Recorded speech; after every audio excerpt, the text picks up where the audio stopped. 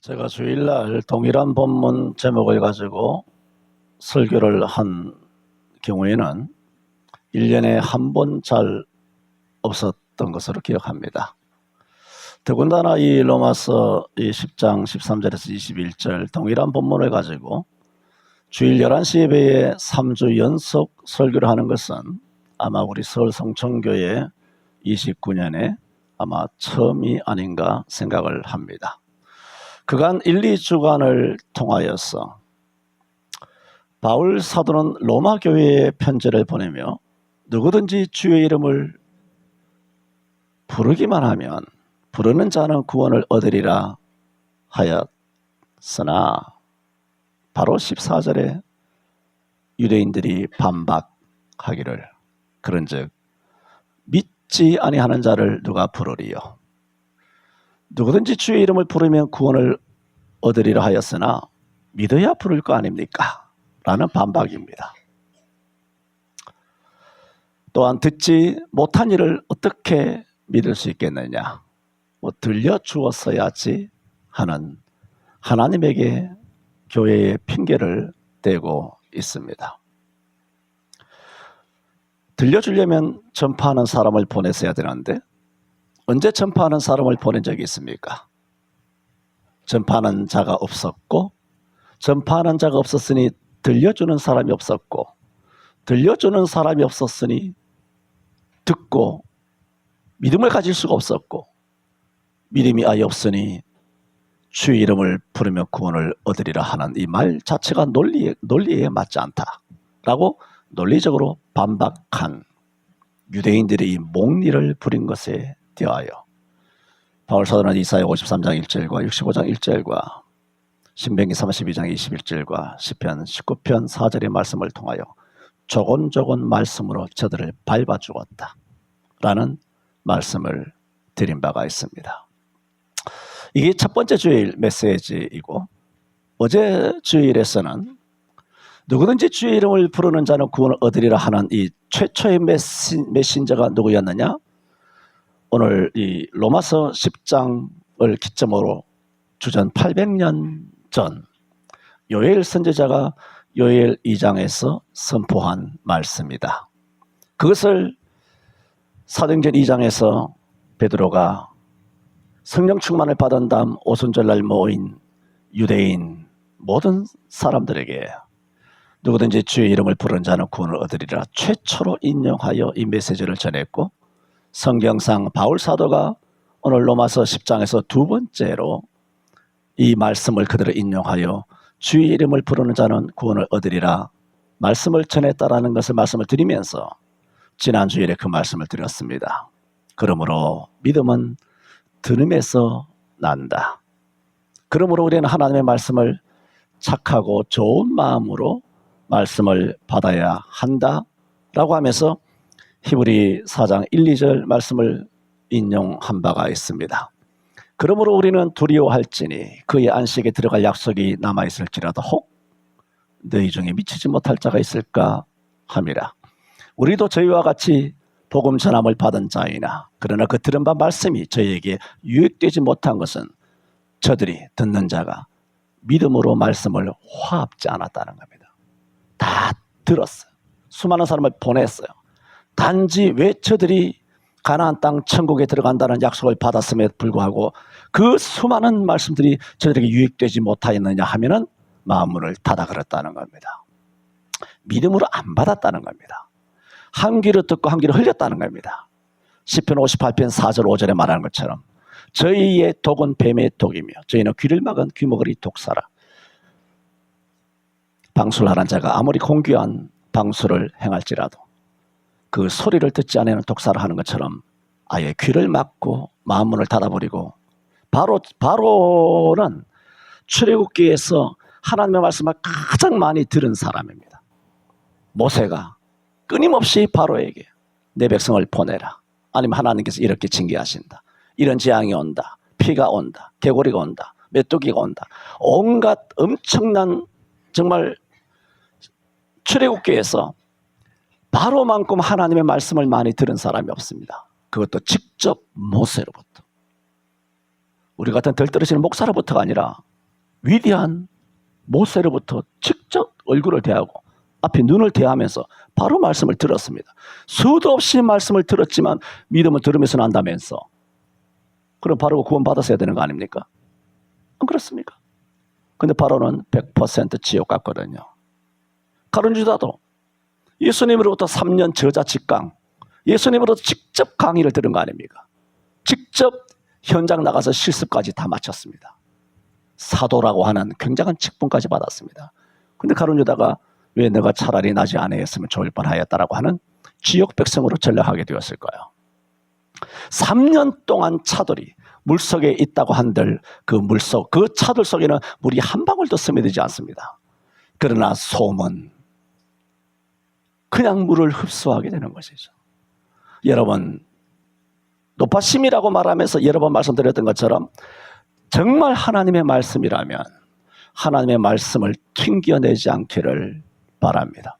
하나님의 말씀을 솜처럼 스펀지처럼 받아들이면 데살로니가 교회 성도들처럼 저들은 바울이 말하지 않습니까?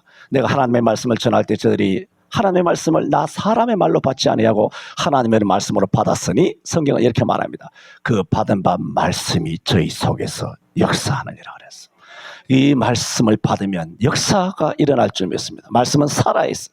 말씀으로 천지를 창조해서 여러분이 오늘 이 시간에 매 시간마다 듣는 이 모든 말씀은 천지를 창조하는 능력이 있습니다. 이 말씀으로 우리를 치료하는 것입니다. 이 말씀으로 우리를 건지는 겁니다. 그러므로 바울 사도는 요엘서 이 말씀을 의지하면서 그 말씀을 의지한 거예요. 누구든지 주의 이름을 부르면 구원을 얻으리라 외친 겁니다. 바울의 말이 아닙니다. 이 말이 하나님께서 요엘 선지자에게 주신 그 말씀을 그대로 외친 것입니다. 그런데 유대인들은 이 말씀을 믿음으로 화합지 않았다라는 말씀을 드렸습니다. 오늘 계속해서 말씀을 드리는 것은 그렇다면 이와 같이 하나님의 말씀을 전하는 자가 있지 않습니까? 전하는 자가 있을 때 전하는 사람은 사람입니다. 그래서 데살로니가 교회도 말씀드렸던 것처럼 2장 13절입니다만은 우리가 하나님 앞에 쉬지 않고 감사하는 것은 너희가 우리에게 들은 바 하나님의 말씀을 들을 때 사람의 말로 듣지 아니하고 하나님의 말씀으로 들었다. 사람의 말로 듣지 아니하고 하나님의 말씀으로 들었다. 이게 뭐냐면 얼마든지 사람의 말로 들을 수 있었다라는 겁니다. 왜? 호불호가 갈리지 않습니까? 저 목사가 내 스타일이 아니라는 거예요. 저 목사가 뭔데? 나보다 배움도 없는데. 저 목사가 뭐라고? 나 잘 모르는 사람인데. 키도 작고 대머리고 못생겼고 바울 사도가 그렇거든요. 지금 말씀드리고자 하는 것은 믿음으로 화합하려고 하는 것은 성경은 우리가 다 동의를 합니다. 그런데 진짜 말씀일 경우라고 다시 한번 단서를 답니다. 진짜 하나님의 말씀인데도 불구하고 왜 믿음으로 화합하지 못하느냐 하면 여러 가지 많은 편견이 선글라스를 우리가 색안경을 우리가 끼고 있기 때문입니다. 그것이 여러분 자신에게 있을 수도 있고 말씀을 전하는 화자인 메신저인 이 목사에게 그런 약점이 있을 수도 있습니다. 목사의 약점으로 인하여 듣기 싫은 겁니다. 목소리가 듣기 싫다든가 고함 지르는 거 듣기 싫다든가 내 스타일이 아니라든가 나 저 사람에 대해서 아예 처음부터 부정적인 의식을 갖고 있는 거예요. 선입견이 나쁜 거예요. 그런데 저 사람이 하나님의 말씀을 전해. 진짜 하나님의 말씀이야. 진짜 하나님의 말씀이지만은 그 말씀이 듣기 싫은 겁니다. 그 누구나 마찬가지입니다. 이런 말씀을 믿음으로 받지 못하도록 하는 방해하는 요인들이 성경에 있습니다. 그래서 성경에 갈라디아 4장 14절에는 이렇게 말합니다. 지금 뭘 말씀드리냐면 데살로니가 교회 성도들은 하나님의 말씀을 전할 때 사람의 말로 받을 수 있었는데 하나님의 말씀으로 받았다는 겁니다. 왜 이렇게 될 수 있었느냐? 그들은 데살로니가 교회 성도들은 바울 자신에게 있는 약점을 보지 않았다는 겁니다. 바울 자신에게 있는 약점이 말씀을 들을 때 회방되지 않고 말씀을 그대로 받아들였다는 겁니다. 그래서 그것이 대단히 훌륭하기 때문에 살전 2장 3절에 13절에는 성경에 기록해 놓은 겁니다. 그 약점이 뭐냐? 갈라디아 교회의 4장 14절에 바울이 갈라디아 교회 이렇게 말합니다. 갈라디아입니다. 너희를 시험하는 것이 내 육체에 있다는 거예요. 약점이 내게 있다는 거예요. 너희 갈라디아 교회, 아까는 데살로니가 그러잖아요. 너희를 시험하는 것이 내 육체에 있으되 너희가 나를 업신여기지도 아니하고 없이 여기지도 아니하고 버리지도 아니하고 너희가 나를 주의 천사와 같이 하나님의 사자와 같이 나를 여겼도다. 바울의 자백 아닙니까? 너희를 시험하는 것이 너희에게 있는 게 아니라 말씀을 전하는 바울에게 약점이 있다는 겁니다. 바울이 분명하게 자인하고 있지 않습니까? 그래서 너희로 하여금 내가 전하는 말씀을 100% 받아들이지 못하게 하는 원인 제공자가 난데, 어떻게 너희가, 데살로니가 교회는 여러분 아시는 것처럼 2차 전도 여행 때 바울이 딱 3주간, 3주예요. 8월 말, 9월 초, 오늘 9월 둘째 주일, 딱 3주간만 데살로니가에 머물면서 복음을 전했을 뿐이에요. 3주예요. 3년도 아니고. 그런데 데살로니가에는 놀라운 역사가 일어난 거예요. 믿음의 역사가 일어난 거예요. 사랑의 수고가 일어난 거예요. 살로 1장 3절에.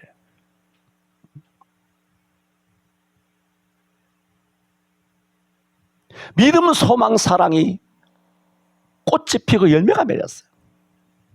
어떻게 3주 예수 믿었는데 3주 복음을 전했는데 이렇게 될 수 있었느냐? 하나님의 말씀은 능력이 있는 줄 믿습니다. 수십 년 예배당에 목사, 장로, 권사 직분 받아가지고, 그러나 그 심령과 마음가짐은 그야말로 차돌같이 하나님의 교회 예배당에 그렇게 담겨져 있다고 해서 그 심령 속에 하나님의 말씀이 스며드느냐? 아닙니다. 자주 말씀드리지 않습니까? 왜 교회는 오래되면 종교인이 되고 타락하는가?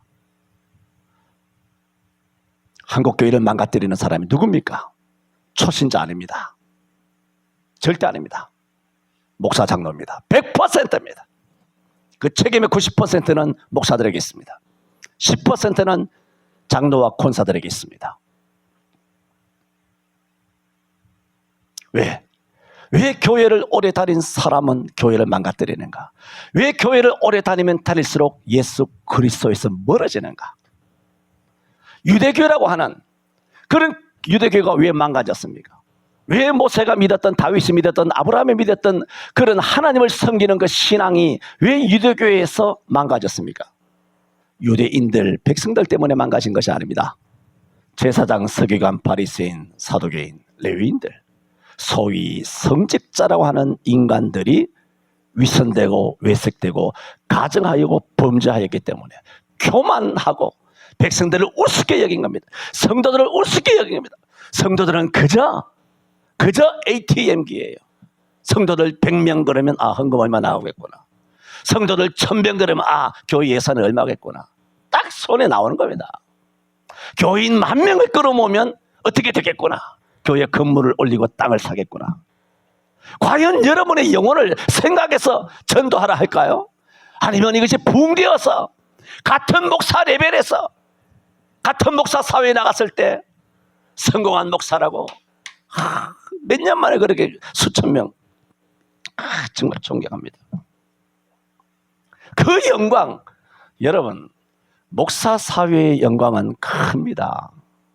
목사님들끼리 다 모이지 않습니까? 거기서 존경을 받는 거예요. 그거 정말 그 매력을, 그 유혹을 벗어던지기 쉽지 않습니다. 그 절정이 뭡니까? 그러니까 노회장 서로 되려고, 총회장 서로 되려고 1년에 30억씩 수십억씩 써가면서 총회장 선거, 부정 불법 선거를 지금도 여전히 진행 중에 있다라는 것입니다.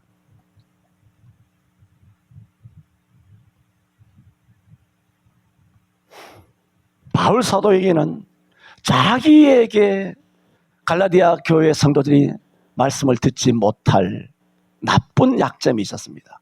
너희를 시험하는 것이 내 육체에 있지만은 너희는 나를 하나님의 천사처럼 그리스도 예수와 같이 나를 영접하였도다.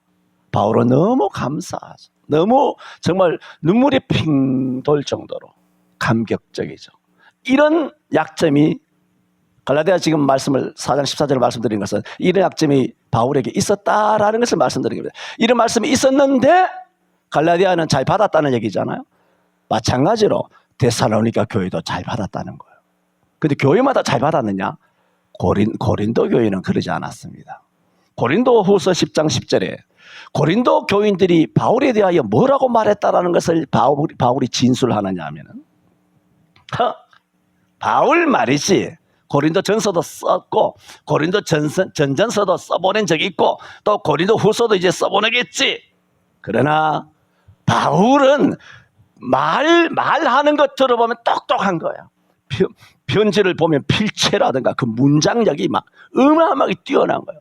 편지를 보면 그 힘이 있고 중하나 그러나 몸으로 일단 딱 대하면 서로 딱 얼굴을 마주 대하면 바울은 약하고 말이 시원치 않다. 말을 어버버대고 말도 조리 있게 못하고 마치 주눅이 든 것처럼 다수 앞에 굴복된 것처럼 그렇게 찐따처럼 보인다는 겁니다. 그러니까 편지 고린도 전서 이렇게 쓰던 우리를 우상을 섬겼다느니 교회 안에 파당이 있다느니 은사 때문에 싸움이 있었더니 교회 분쟁이 있다느니 하면서 고린도 전서에 우리를 신랄하게 책망했지만은 겁날 거 없다는 겁니다. 편지만 중하지 우리 딱 대하면 꼼짝 못한다는 겁니다. 그런 식으로 바울을 업신여겼다는 겁니다. 왜? 바울 스스로 갈라디아서에 말한 것처럼 그들을 시험하는 것이 내게 있다는 거예요. 바울은 자신의 약점을 알아요. 외모의 약점을 알아요. 그 약점이 눈이 아주 나쁘다는 거예요. 왜 우리도 어렸을 때도 보면 요즘 컨택트가 워낙 잘 나와서 합니다만은 옛날에는 아주 고도 그 근시 있지 않습니까? 집사람도 옛날에 고도 근시였습니다만 굉장히 고도 근시는 내가 초등학교 때 지금도 생각납니다. 공부 잘하는 애인데 책을 진짜 거짓말 안 보고 어떻게 보는지 압니까? 진짜 이렇게 해요. 이만한 두꺼운 걸 안경을 쓰고도 이 책을 이렇게 보는 거예요. 그러면 얘가 공부를 잘하니까 좀 다행이지 못하면 그때부터는 이제 그 클래스에서 왕따가 되는 겁니다. 병신아 두들겨 패고 애들 장난치고 훔치고 못 알아보니까 앞에 있는 것도 못 알아보니까 필통도 훔쳐가고 학용품도 뺏어가고 말이죠.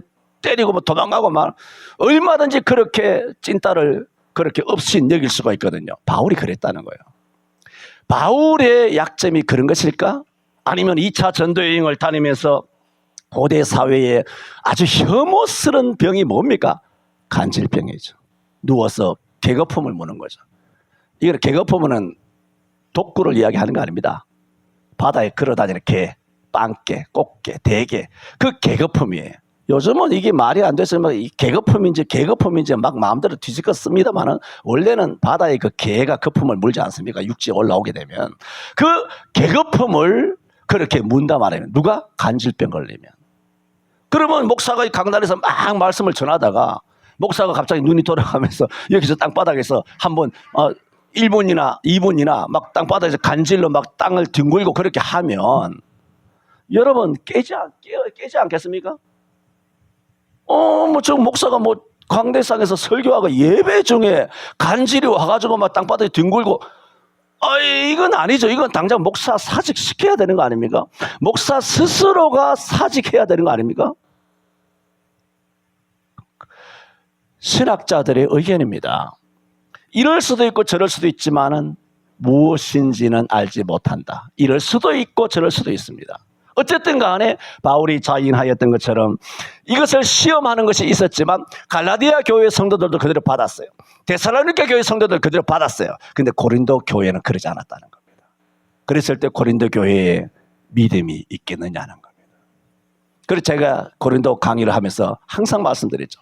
고린도 전후서를 쓰게 된 그 수신자인 고린도 교회는 현대교회, 특히 한국교회의 모든 영적 문제가 고린도 교회 안에 다 있다 그랬어요.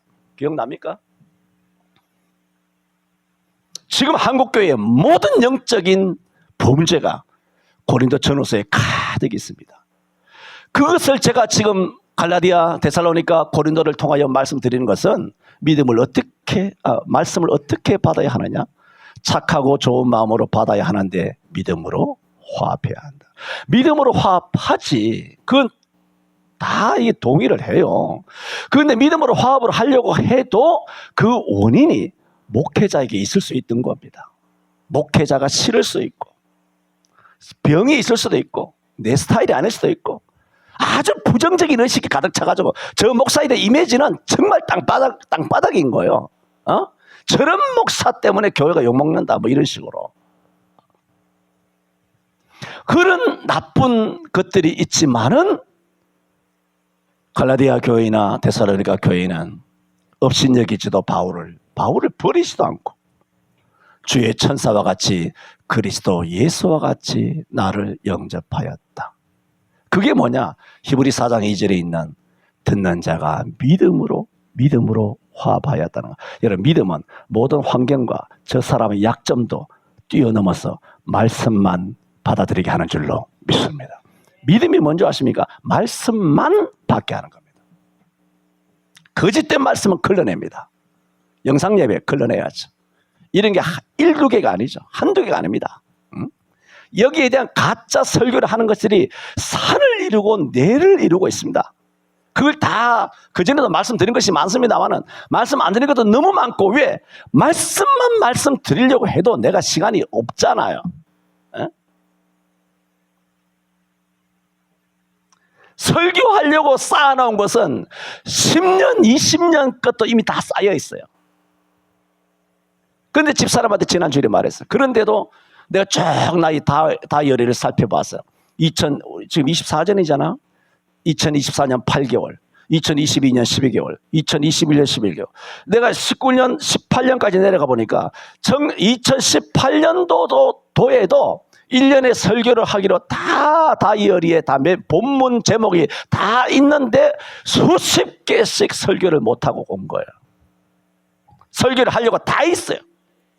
2024년, 2025년, 2026년까지 설교가 다 차 있다고요. 본문에 내 다이어리에, 내 핸드폰에 다 있어요.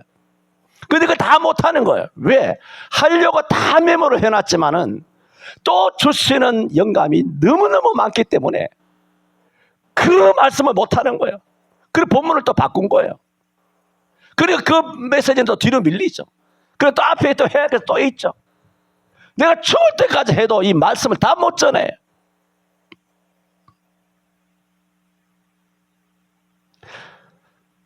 우리는 하나님의 말씀이 수도 없이 선포될 때 그 말씀의 진위를 구분할 수 있어야 돼요.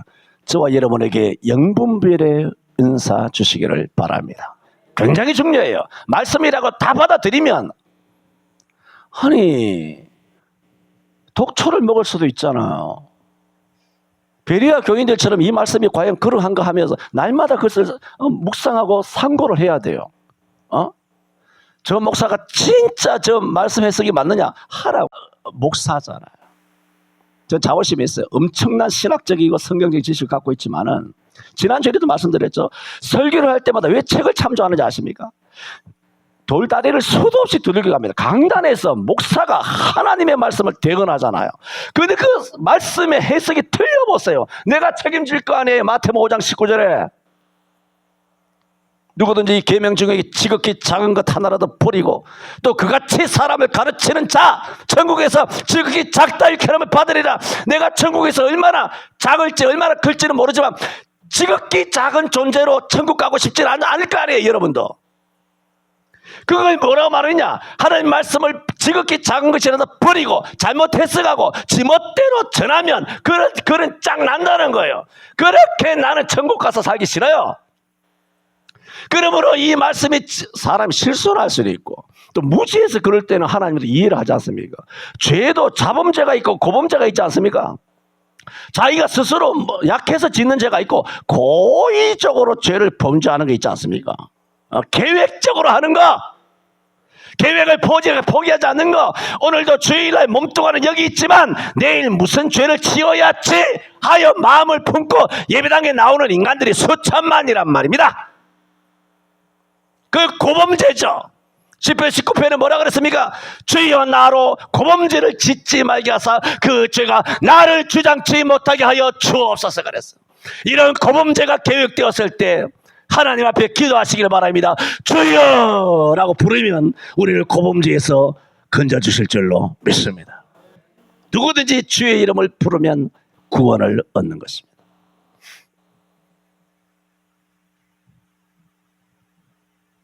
그러므로 하나님의 말씀을 들을 때 우리로 하여금 말씀을 말씀대로 받지 못하게 하는 방해하는 요소는 첫째, 내게 있습니다. 그리고 둘째, 아니 똑같은 첫째예요. 첫째, 내게도 있고 첫째, 여러분에게도 있습니다. 왜? 준비가 안 된 거예요. 아예 지각하는 거, 지각하면 그 은혜가 되겠습니까? 옛날에는 초종, 재종이라고. 아니, 큰일이야. 이게 다 하겠나? 큰일이야. 이게 왜 이래야 되는지 모르겠어요. 나이가 드니 그냥 말만 많아지는가 봐. 이 말 중에 쓸데없는 말은 내가 없지 싶은데 왜 이렇게 말씀이 자꾸 이렇게 길게 엿가락처럼 늘어나는지를 모르겠습니다. 큰일인데요. 기본 30분 전에 예배당 도착이에요. 요즘 교회가 타락해가지고 말이야. 지각은 그냥 밥 먹대기 하고 일수야. 그냥 막 일수를 찍어. 그냥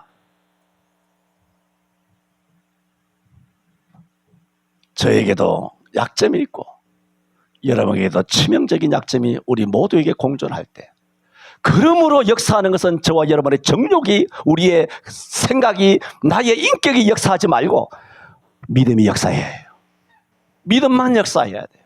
나의 감정이, 나의 기분이, 나의 컨디션이, 나의 건강이, 나의 처지가, 형편이 말씀에 안 들어오는 거예요. 아예 귀에 말뚝을 딱 박고 있는 거예요. 누구처럼? 강팍한 바로처럼. 말씀을 그렇게 많이 받았는데도 그 친구는 100% 지옥 갔잖아요. 그런 유다도 마찬가지고. 이런 사람이 한둘입니까? 성경에 수두룩합니다. 오늘 이 시대는 더 많겠죠. 왜? 말씀을 안 들어서가 아니에요. 성경에 분명히 말합니다. 믿음은 들으면 난다는 거예요. 듣는 것은 뭘 듣느냐? 그리스도 예수의 말씀, 성경을 들으면 믿음은 난다는 거예요. 그러면 이 믿음으로 주님을 부르면 구원을 받는다는 거예요. 그런데 왜 구원을 못 받습니까? 마음이 강팍한 거예요. 안 들어서가 아닙니다. 믿음으로 화합하지 않는 겁니다. 자기 감정 따라, 기분 따라 말씀이 갈리는 거예요. 말씀이 튕겨져 나가는 거예요. 아무리 항아리가, 거대한 항아리, 옛날에 뭐 간장 담고 고추장 담고 거대한 항아리 있지 않습니까? 요즘은 그런 것도 잘 보이지 않습니다만은, 항아리가 아무리 크면 뭐합니까?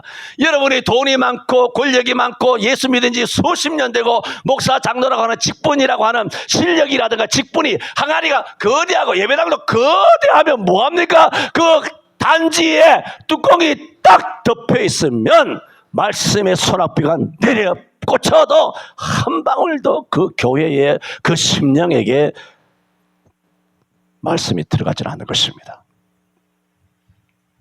왜 저들이 들은 바 말씀이 저에게 유익되지 못하였느냐? 듣는 자가 그 말씀을 믿음으로 화합지 아니하였습니다.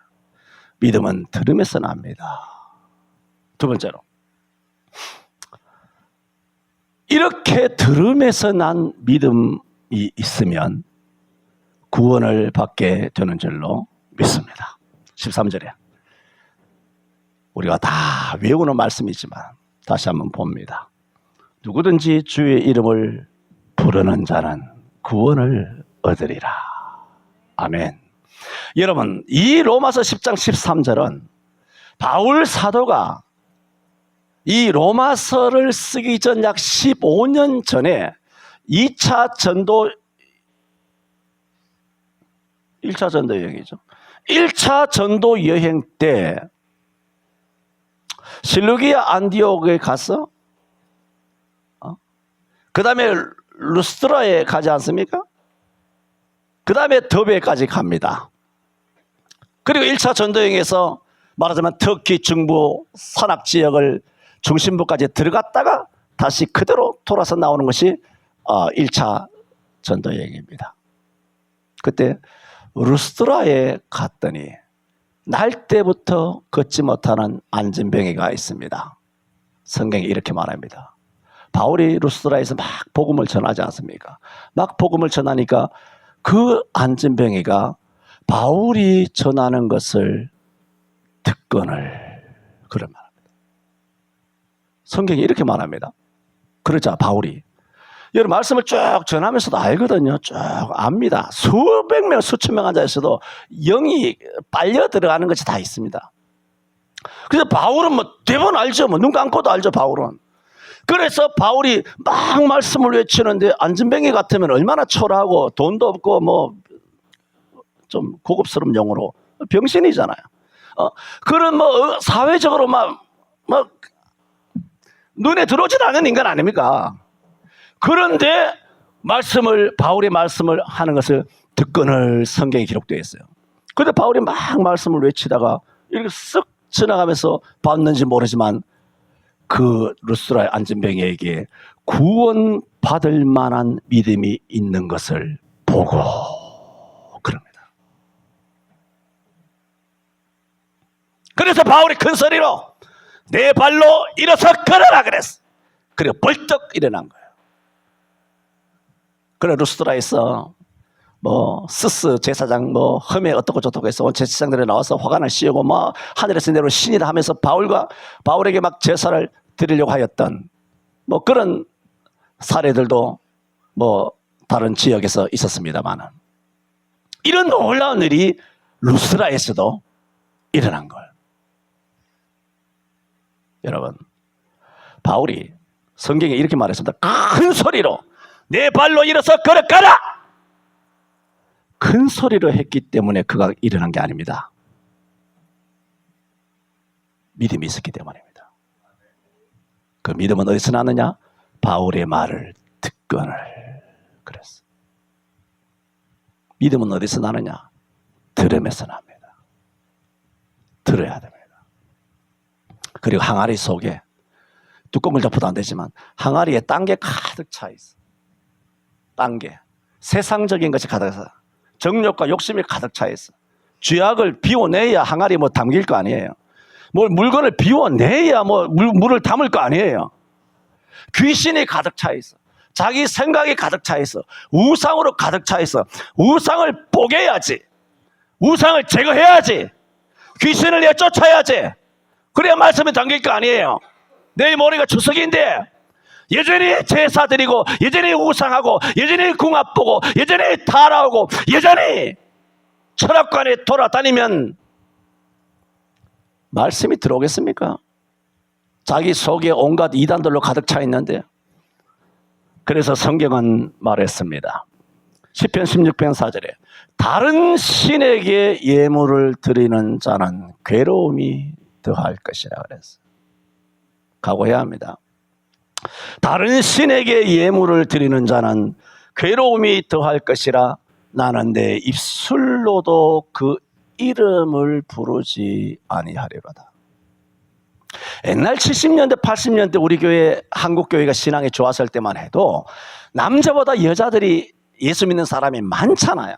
그러니까는 또 믿는 가정에 가지 못하고 하다 보니까 여자들이 믿지 않는 가정에 뭐 장손이라든가 뭐 종손이라든가 뭐 둘째 며느리 들어갔다가 내일 모레 추석이잖아. 추석 때면 뭐 명절날 제사해야 된다. 뭐 제사만 요즘 제사가 많이 줄었지만 옛날에는 웬만한 종갓집 같으면 1년에 12번도 더 하지 않습니까? 그런 제사하면 제사 그 음식을 준비해야 된다. 믿는 며느리예요. 믿는 며느리이기 때문에 내가 비록 거기서 제사할 때 절을 하지 않지만 어떻게 귀신에게 올라가는 전을 부침개를 과일을 깎겠느냐 하여 거절함으로써 세상 사람들로부터 수십 년 동안 욕을 먹어왔어요. 가정의 화목을 깨뜨리는 거. 믿는 며느리 들어와서 가족이 다 망했다고. 조상도 몰라보는 불효막심한 년이 들어왔다고. 이렇게 한국교회에 믿음 좋은 며느리들, 그 며느리들이 지금 50, 60 다 넘었어요. 다 일은 다 됐어. 요즘 20대 30대 며느리들이 형편없고 아예 시집에 가질 않지. 할렐루야. 옛날에 며느리 다 그랬단 말입니다. 그렇게 믿음을 지켜가면서 신랑과 시부모님 예수 믿고 구원받게 하라고.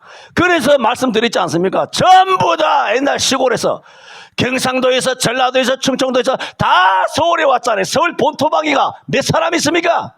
다 시골 촌놈들이 서울에 왔지 않습니까? 지금 말씀드리는 것은 전에도 말씀드렸던 것처럼 희한하게 십수년이 지나고 명절에 추석에 고향 땅에 내려가지 않습니까? 칠남매, 오남매, 동서, 올케, 신우이 할 것 없이 다 서울에 올라가서 살고 다 예수 안 믿고 불교 믿고 다 이렇게 무교고 이런 사람들이 어느 날 갑자기 다 오니까 동서도 교회 다녀? 할렐루야. 다 예수 믿게 된 거예요. 그래서 한국교회일이 붕된 거예요. 요즘은 정 반대로 되어 있죠. 믿는 사람들도 신앙이 꺼지는 겁니다. 믿음은 들으면서 난다는 것이 뭡니까? 자주 안 들으면 답이 없습니다. 말합니다. 왜 모이기를 힘쓰라고 했는지. 자주 안 들으면 답이 없습니다. 전에도 말씀드렸죠. 요즘은 뭐 전도해도 듣지도 않고 교회에 대한 아주 부정적인 의식도 많이 있긴 합니다만은 더 문제는 뭐냐 하면 여러분 어린이 성경학교 하려고 하면 해외여행 가는 거예요. 20년도 넘었습니다. 중고등부 수련회 때 굉장한 역사가 일어나거든요. 중고등부 수련회 하려고 그러면 언어 연수 가는 거예요. 단기 언어 연수. 아니면 유학 가버리는 거예요. 그리고 그 장로, 그 권사 집안에 고등학생, 중학생, 심지어 초등학생들까지라도 은혜를 받을 그 기회 자체가 원천적으로 차단되는 거. 누구 때문에? 장로 아버지 때문에. 권사 아버지 때문에. 강남에는, 압구정에는, 청담동에는, 논현동에는, 신사동에는 해외 유학 가는 거, 단기 언어 연수 가는 거, 이것이 다 하기 때문에 그게 유행병처럼 번져가지고 다 그렇게 한단 말입니다. 그렇게 해서 그 아이들이 자라서 지금 잘 되어 있습니까? 해외 유학 간 사람이 잘 되고 있습니까? 다 지금 유턴해서 한국으로 돌아오고 있습니다. 먹을 게 없어가지고. 김현희 집사님, 내가 이거 맞는 말입니까? 그쪽 회사에는 어떻습니까? 넘어가고.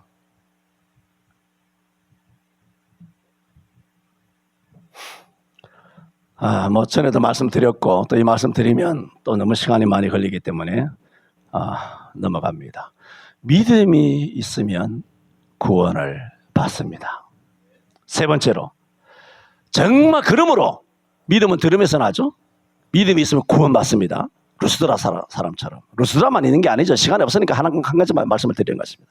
세 번째는 이렇게 믿음이 있으면 구원을 받는데 믿음이 있는 사람은 뭐냐? 반드시 예수를 주라 부릅니다. 믿음이 있으면 주라 부릅니다. 한 번은 제 아들이 배를 타고 가버나움에서 반대편 그라사로 갈 때 큰 풍랑과 노을이 일어가지고 배에 물이 차게 되었으나 예수님은 고물에서 주무시고 계셨습니다. 그때 제 아들이 뭐라고 말합니까? 주여, 우리를 돌아보지 아니하시나이까. 그때 주님께서는 일어나셔서 바람과 파도를 잔잔하게 하신 다음 제 아들을 꾸짖습니다. 믿음이 적은 자여, 어찌 의심하였느냐. 그렇게 말하죠. 그들은 비록 꾸지람을 받았지만 그들은 믿음이 부족하죠. 우리는 여전히 믿음이 부족하죠. 그러나 그들이 위기가 왔을 때 풍랑도 무섭고 바다도 무섭고 죽을까도 무섭고 사업이 망할까도 무섭고 내 죄가 드러날까봐 무섭고 내가 여러 가지 어려움을 겪을까 무서워요.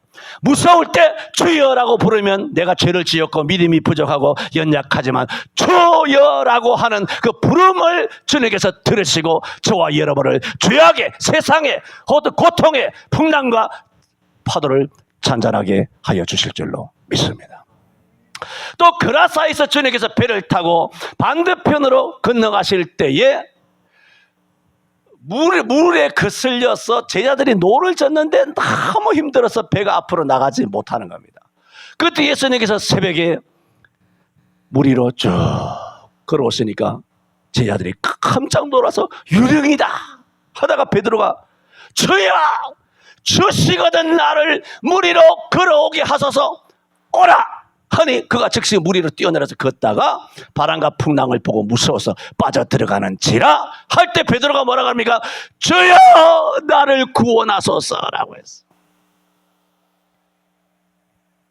우리는 아까에 말한 풍랑이 일어서 예수님의 고물이 주무실 때 배에 물이 가득 차는, 그래서 그것을 두려워하는 것처럼 또 베드로가 믿음을 가지고 믿습니다. 할렐루야. 믿는 자에게는 능치 못할 일이 없는 줄로 믿습니다 하고 주님만을 향해서 가요. 믿음대로 살겠다고, 선한 싸움 싸우겠다고, 바울처럼 베드로처럼 순교하며 신학 선교 순교하면서 살겠노라고, 내가 살아도 주를 위하여 살고 죽어도 주를 위하여 살겠노라고, 이 한 몸 던져서 불같이 주를 위하여 헌신하겠노라고 그렇게 각오하고서 나갔지만은 세상에 요 문턱만 딱 났으면 허벅지가 덜덜덜 떨리는 겁니다. 영적으로 주저하는 겁니다. 벌써 세상이 확 들어오거든요. 귀신이 확 들어온다고. 귀신 들림이 아니라 걱정이 확 들어온다고. 그러면 이미 마귀가 들린 거예요. 그게. 마귀의 생각이. 그때 여러분 오늘 예배당 문턱을 났을 때 세상을 믿음으로 오라 하소서, 세상을 승리하겠습니다 하고 걸어가다가 예배당 한 발짝도 못 나가가지고 물에 빠져서 쓱 들어갈 때, 여러분 오늘 하나님의 교회를 나설 때, 그럴 때 주여 내가 물에 빠져 들어가나이다, 나를 구원하소서. 그러면 어떠한 어려움에서도, 여러분의 질병에서도 하나님께서 건져주시기를 바랍니다. 여러분의 가난과 경제적인 문제에서도 건져주시고, 죄악의 풍랑, 죄악의 똥물 파도에서도 주여 저와 여러분을 건져주시기를 축원합니다. 누구든지 주의 이름을 부르는 자는 구원을 받습니다. 믿음 있는 자는 주를 부릅니다. 여러분의 아들 홍철이를 생각하면서 주여, 희열이를 생각하면서 주여라고 부르는 의미가 되시기를 바랍니다. 그러면 그 가정이 구원을 받습니다. 내 자신을 위해서도 부르세요. 주여, 나는 내 자신을 이길 수 없습니다. 내 속에 한 다른 법이 내 마음에 내 지체 속에 다른 법과 싸워서 내 지체 속에 있는 죄의 법 아래로, 정욕의 법 아래로 나를 사로잡아오는 것을 봅니다. 오라, 나는 사망의 몸이로다. 이 몸에서 나를 구원할 자 누구겠습니까? 주여라고 바울 사도가 부를 때에 우리 주 예수 그리스도로 말미암아 하나님께 감사하리로다. 그런즉 내가 마음으로는 하나님의 법을, 육체로는 죄의 법을 성행하노라 하면서 오직 예수 그리스도의 이름을 부름으로써 마음속에 원하는 바 선을 행치 못하고 원치 않은 악을 행함으로 악에 사로잡혀서 악의 죄악의 종으로 끌려가는 자신의 영적 처참한 모습 앞에 주여라고 부르짖었던 바울 사도처럼 우리에게도 이런 어마어마한 갈등들이 우리의 생활 가운데 계속되고 있는 겁니다. 바울이 그랬는데 목사님 저는 아닙니다 하는 것은 마치 네가 오늘 닭 울기 전에 나를 모른다고 3번 부인하리라. 아닙니다. 다 주를 버리고 도망할지라도 나는 절대로 주를 버리지 않겠나이다 하다가 계집종 앞에서도 내가 예수를 알면 저주를 받아도 죽어도 좋다라고 3번 예수를 깔끔하게 부인하고 도망쳐버렸던 베드로처럼 될 겁니다. 우리는 우리 자신의 연약함을 인정해야 됩니다. 만약에 연약하지 않았다면 예수가 올 필요가 없습니다. 성령님이 오셔서 우리의 보혜사가 될 이유도 없습니다. 하나님께서 이 땅에 교회를 세울 필요도 없고 선지자와 주의 종을 세우고 성경을 주셔서 여러분에게 매주마다 하나님의 살아있는 예수 그리스도의 말씀을 들려줄 이유도 없는 겁니다. 그것을 들려주신 것은 들을 때 믿음이 있는 겁니다. 믿음에 있으면 주를 부르게 되는 겁니다. 주를 불러라. 그러면 내가 너를 구원하리라. 통성으로 주여라고 하면 통성하고 함께 기도합니다. 주여, 오늘 우리를 죄악 가운데서 건져주옵소서. 우리 세상의 풍랑 가운데서 우리를 건져주옵소서. 아버지야, 누구든지 주의 이름을 부르는 자는 구원을 얻으리라 하였습니다. 믿음을 들으면서라고 들으면 오직 그리스도 예수의 말씀으로 말미암는 줄로 믿습니다. 아버지요, 우리에게 주여 말씀을 주신 아버지요, 아버지여 이 말씀을 잘 듣게 하여 주옵소서. 들은 말씀에 믿음이 있게 하여 주옵소서. 아버지, 말씀을 들을 때에 착하고 좋은 나무로 말씀을 받기를, 데살로니가 교회처럼 갈라디아 교회처럼 주여 나를 너희를 시험하는 것이 내 육체에 있으나 너희가 나를 없인 여기지도 아니하고 버리지도 아니하고 나를 죄사와 같이 그리스도 예수와 같이 나를 영접하였도다 하였습니다. 아버지, 아들은 물에 빠져 들어갑니다. 죄악에 사로잡혀 갑니다. 주여, 주님 말씀대로 부러졌습니다. 주여, 나를 구원하여 줘. 우리 서울 성천교회를, 이 예배를 구원하여 주시옵소서. 우리 한국교회를 구원하여 주. 어머니를 구원, 질병에서부터 구원하여 사들을 딸과 밀지리가 주여, 사랑하는 저를 주여, 주스방을 구원하여 주. 우리 119의 8개 팀과 남녀자들 청년의 죄를 걸려 자녀의 모든 생물을 써서니까 다 구원하여 주시옵소서. 예수님 이름으로 기도하옵나이다. 아멘.